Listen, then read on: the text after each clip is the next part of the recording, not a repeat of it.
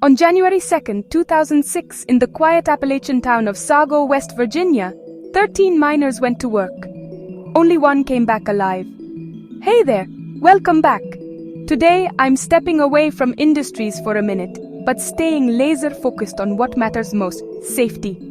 We're digging into the Sago Mine Disaster, not for shock value, but for the lessons that still matter today. So, what happened? It was early morning. 13 coal miners entered the Sago mine. Just before 6:30 a.m., a blast tore through the tunnels. Methane gas, likely the cause, ignited, collapsing parts of the mine and trapping the crew nearly 2 miles underground. What followed was a rescue effort watched by the entire nation.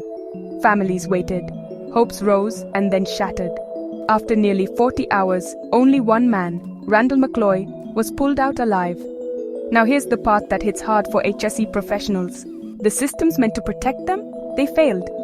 Let's talk communications. After the blast, rescuers had no way to monitor gas levels underground. The mine's communication systems? Gone. Destroyed. There were no hardened, explosion-proof backups. And then, the misinformation. At one point, news spread that 12 had survived, but the truth was only one had. A devastating blow, and one that exposed a total breakdown in crisis comms. Now let's rewind further. This mine had over 200 safety violations in the year before the explosion. Many tied to ventilation, methane control, electrical hazards, high-risk areas, known risks.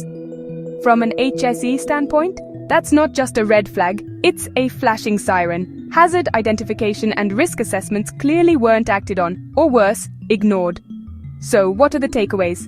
First, emergency preparedness isn't optional. Real-time tracking, redundant comms, blast-proof gear, those aren't luxuries, they're life-saving basics.